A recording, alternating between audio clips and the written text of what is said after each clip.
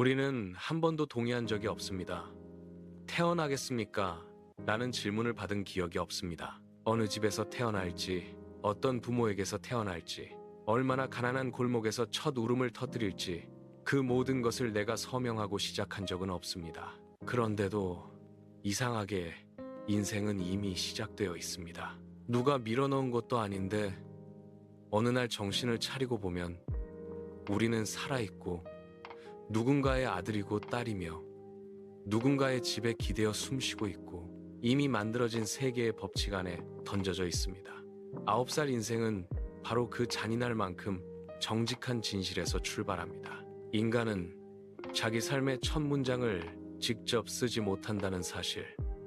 이것이 이 작품의 가장 깊은 출발점입니다. 작품은 인생이 내가 꾸민 기획서가 아니라 어느 날 내 손에 쥐어진 원고라는 사실을 처음부터 정면으로 보여줍니다. 바로 여기서 이 소설은 어린이 이야기의 껍질을 벗고 인간 존재 전체에 대한 질문으로 들어갑니다. 나는 누구인가 보다 먼저 왜 나는 이렇게 시작되었는가를 묻게 만드는 것입니다. 철학은 오래전부터 이 문제를 붙들어 왔습니다. 인간은 던져진 존재라는 말이 있습니다. 내가 나를 세상에 보내지 않았는데도 이미 세상 속에 있다는 뜻입니다. 그런데 성경은 이 문제를 전혀 다른 빛 아래 두고 봅니다. 성경은 인간의 시작을 우연이 아니라 창조의 영역 안에 놓습니다. 인간이 자기 자신을 선택하지 못했다는 사실은 비극이면서도 동시에 인간이 자기 자신보다 더 큰 뜻 안에 있다는 흔적이기도 합니다. 내가 나를 만든 것이 아니라는 사실은 무력감의 이유가 될 수도 있지만 반대로 내가 허무한 실수의 산물이 아니라는 증거가 될 수도 있습니다. 바로 이 지점에서 9살 인생은 의도하지 않았으나 놀랍게도 실존과 은혜의 경계선을 건드립니다. 이 작품 속 아이는 가난한 산동네로 올라갑니다. 처음에는 그것이 동화처럼 들립니다. 산꼭대기의 집, 아이의 상상 속에서는 유리성 같은 집이 떠오르고 언덕 위에 하얀 집 같은 낭만이 피어납니다. 그러나 막상 도착한 현실에는 찌그러진 판잣집들 뿐입니다. 꿈과 현실이 어긋나는 첫 수업입니다. 아이는 그 가파른 언덕을 낑낑거리며 올라가고 바로 그때 작가는 말합니다. 그때 내 나이 9살이었다고. 그리고 이어서 9살은 세상을 느낄 만한 나이라고 선언합니다.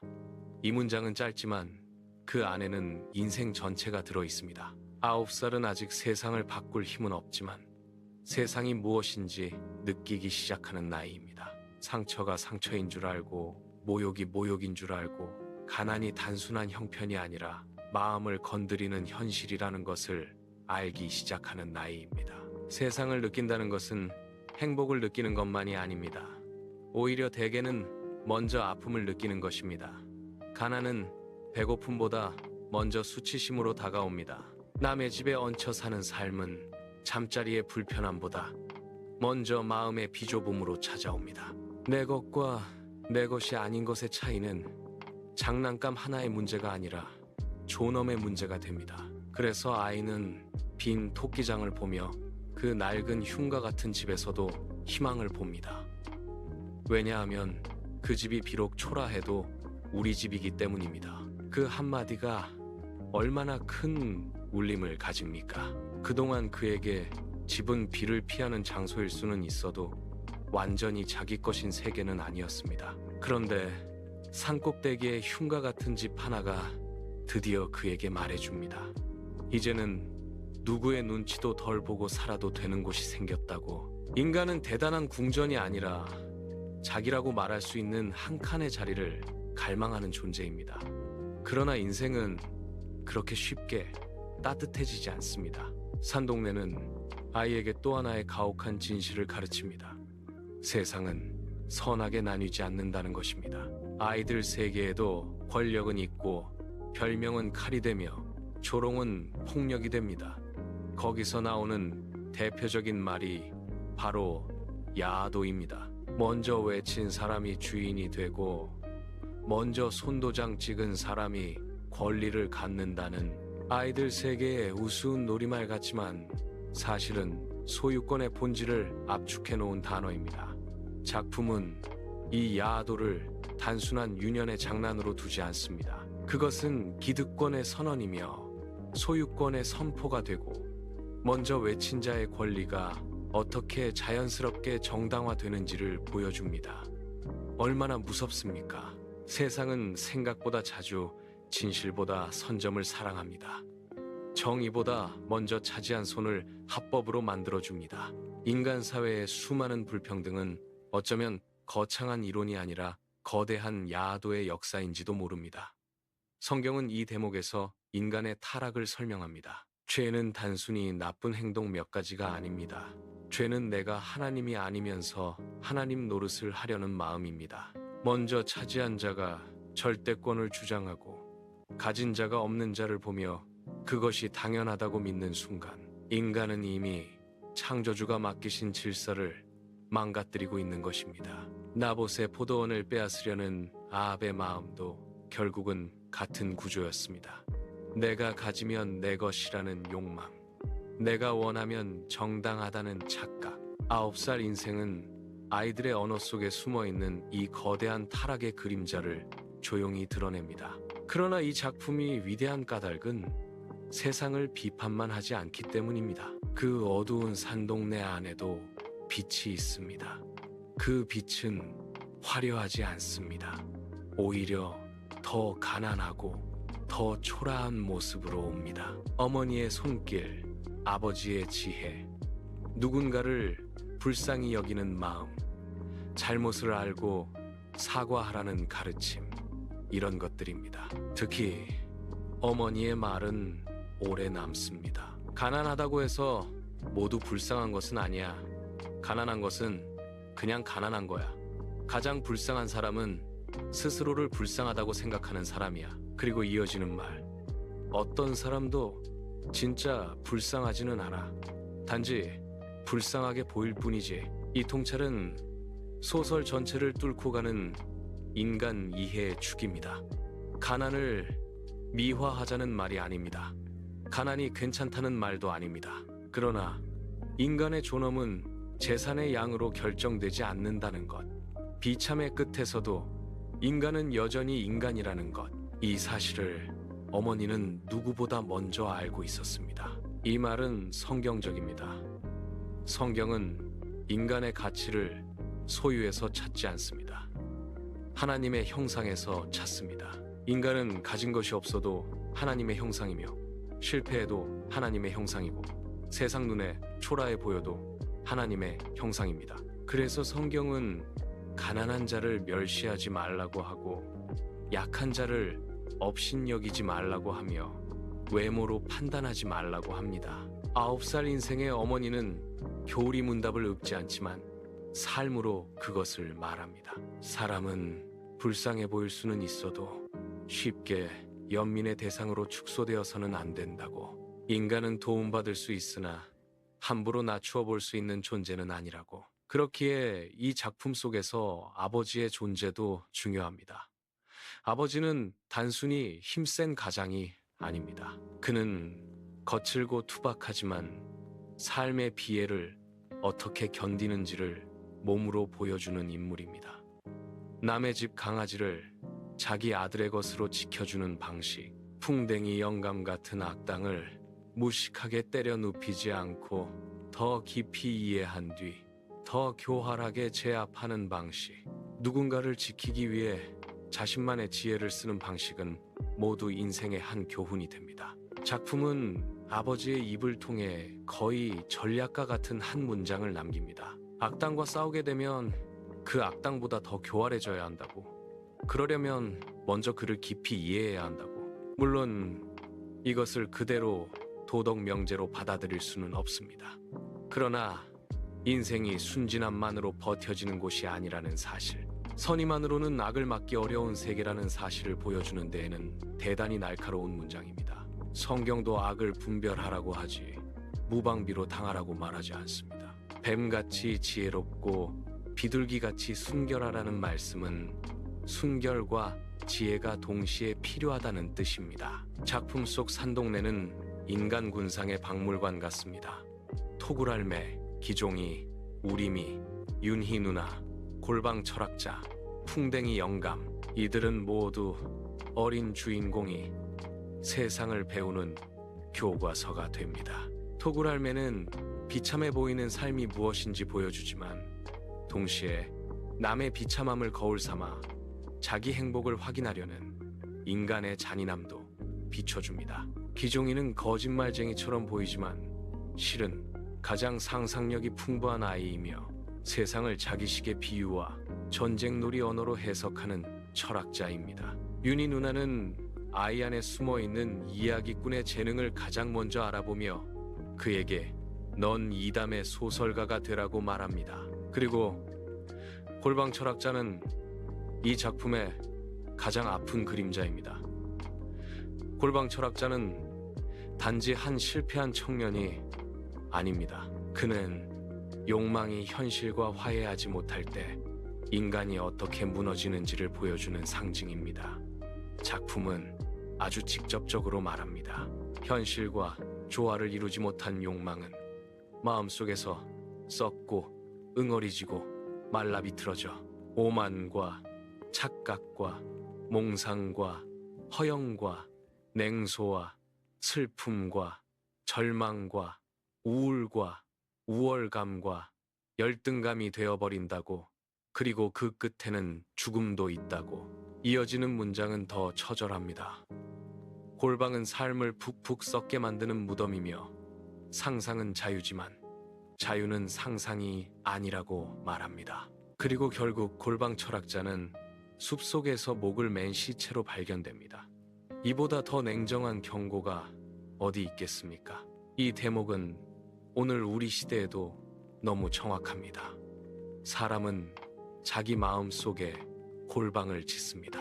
상처를 감추기 위해, 실패를 숨기기 위해, 세상을 미워하면서도 세상 앞에 서지 못하기 때문에 스스로 울타리를 치고 그 안에 들어앉습니다. 작품의 마지막 부분은 이런 울타리를 경계합니다. 인생의 한 측면, 곧 기쁨이나 슬픔이나 욕망이나 좌절을 지나치게 과장해 그것이 인생의 전부인 줄 착각하지 말라고. 과거와 현재와 미래 때문에 혼자만의 울타리를 쌓으려 드는 것은 어리석다고 말합니다. 못된 거인이 정원에 울타리를 치자 봄이 오지 않았다는 비유도 여기서 등장합니다. 이것은 단지 문학적 장치가 아닙니다. 이것은 삶의 신학입니다. 하나님은 인간을 관계 속에 두셨습니다. 에덴 동산에서부터 인간은 홀로 있는 것이 좋지 않았습니다. 인간이 자기를 가두는 순간 생명은 시들기 시작합니다. 그래서 9살 인생은 놀랍게도 끝에서 생명을 선택합니다. 인간은 태어나서 죽는다고 아무도 대신 살아주지 않고 대신 죽어줄 사람도 없다고, 그래서 인생은 외롭고 단독자의 길처럼 보일 수 있다고 말합니다. 그러나 거기서 멈추지 않습니다. 그렇게 실존주의적 정의가 다 옳다손 치더라도 사람과 사람 사이에 장벽을 두르고 고독과 허무만 씹으며 살아갈 이유는 없다고 말합니다. 그리고 결국 이 작품이 우리에게 남기는 가장 큰 문장 하나가 튀어나옵니다. 어차피 죽기 마련이라면 사는 동안만큼은 사람답게 사는 편이 한결 낫다. 바로 여기에 이 소설의 심장이 있습니다. 사람답게 산다는 것. 이 문장은 쉬워 보이지만 사실 인간 역사 전체가 여기에 매달려 있습니다. 사람답게 산다는 것은 무엇입니까? 밥 잘 먹고 예의 바르고 남에게 피해 안 주는 정도입니까? 이 작품은 그보다 더 깊은 것을 말합니다. 가난해도 인간을 조롱하지 않는 것, 힘이 있어도 약자를 짓밟지 않는 것, 상처가 있어도 타인을 무너뜨리는 방식으로 자기 아픔을 보상받으려 하지 않는 것, 실패했다고 자기 안에 골방을 짓고 스스로 썩어가는 삶을 당연하게 여기지 않는 것, 바로 그것이 사람답게 사는 일입니다. 성경은 이것을 더 분명하게 말합니다. 사람답게 산다는 것은 결국 하나님의 형상을 따라 사는 것입니다. 진실을 말하고 사랑을 행하고 정의를 구하고 긍휼을 잃지 않고 약한 자를 업신여기지 않고 자기 고통을 우상으로 만들지 않는 것입니다. 예수 그리스도는 가장 사람답게 사신 분입니다. 억울함 속에서도 악을 악으로 갚지 않으셨고 모욕 속에서도 자기 존재를 증명하려고 폭력을 택하지 않으셨으며 가장 어두운 죽음의 자리에서도 사랑을 놓지 않으셨습니다. 그러므로 성경적 의미에서 사람답게 산다는 것은 결국 그리스도를 닮아가는 일과 맞닿아 있습니다. 9살 인생을 읽으며 깊이 마음에 남는 것은 이 작품이 인간을 지나치게 낭만화하지 않는다는 점입니다. 아이들도 잔인하고 어른들도 비굴하고 가난한 사람도 악할 수 있고 배운 사람도 무너질 수 있습니다. 그러나 동시에 이 작품은 인간을 포기하지도 않습니다. 그 가난한 산동네에서 웃음이 있고 연민이 있고 상상력이 있고 누군가의 말에 귀 기울이는 다정함이 있고 아이 안에 숨어있는 미래를 알아보는 눈이 있습니다. 이것이 은혜의 흔적입니다. 죄가 세상을 덮어도 은혜는 완전히 사라지지 않습니다. 가장 허름한 골목에서도 봄이 오듯 가장 낮은 자리에서도 인간다움의 씨앗은 살아있습니다. 그래서 이 작품의 마지막이 좋습니다. 9살이 끝났다고 해서 인생이 끝난 것은 아니라고, 인생은 죽는 순간까지 단절없이 계속되는 과정이라고, 그 안에는 기쁨도 슬픔도 낭만도 고통도 욕망도 좌절도 사랑도 증오도 다 있다고 말합니다. 그 안에는 고통도 그리고 어느 한 측면만을 인생의 전부로 착각하지 말라고 말합니다. 나는 10살이 되었다. 그래서 이야기는 계속된다고 끝맺습니다. 얼마나 진실한 결말입니까? 인생은 한 장면으로 요약되지 않습니다. 한 번의 상처가 내 정체성이 되어서도 안 되고 한 번의 실패가 내 운명이 되어서도 안 됩니다. 오늘의 눈물이 인생 전체의 해석자가 되어서는 안 됩니다. 어쩌면 우리는 모두 여전히 9살 같은 곳을 지나고 있는지도 모릅니다. 세상을 이제 막 느끼기 시작한 자리, 왜 이렇게 불공평한가를 묻는 자리, 왜 나는 이런 삶을 받았는가를 따지는 자리, 내 안의 욕망이 썩지 않도록 붙들어야 하는 자리, 사람답게 산다는 것이 무엇인지 다시 물어야 하는 자리 말입니다. 그렇다면 이 책은 어린 시절 이야기라기보다 사실은 지금의 우리 이야기입니다. 이미 시작된 삶 앞에서 어떻게 살아야 하는지를 묻는 모든 사람의 이야기입니다. 우리는 태어나는 것을 선택하지 못했습니다. 그러나 어떻게 살아갈지는 오늘도 선택하고 있습니다. 세상이 야도를 외치는 곳에서 나도 먼저 차지하는 사람이 될 것인지, 아니면 가진 것보다 사람을 먼저 보는 사람이 될 것인지, 상처를 핑계로 골방을 짓고 들어갈 것인지, 아니면 상처를 안고도 다시 관계와 책임의 자리로 걸어 나올 것인지, 내 가난과 실패와 수치를 내 존재 전체의 이름으로 받아들일 것인지, 아니면 그것들보다 더 깊은 자리에서 내 존엄을 붙들 것인지, 이 질문 앞에서 인생은 문학이 되고 동시에 신앙이 됩니다. 그래서 9살 인생은 결국 우리에게 이렇게 속삭이는 것 같습니다. 너는 네 삶의 첫 문장을 쓰지 못했을지 모른다. 그러나 그 다음 문장들은 아직 남아있다. 너는 가난할 수 있고 넘어질 수 있고 모욕당할 수 있고 오해받을 수 있다. 그러나 그것이 너의 전부는 아니다. 네가 받은 상처보다 더 큰 이야기가 아직 남아있다. 9살이 끝나도 인생은 계속되고 겨울이 와도 봄은 끝내 길을 찾는다. 인생은 이미 시작되었습니다. 그러나 아직 다 쓰이지 않았습니다. 그러므로 오늘 우리가 해야 할 일은 하나입니다. 어차피 죽기 마련인 이 짧고도 긴 생의 길 위에서 끝내 사람답게 살아내는 것입니다.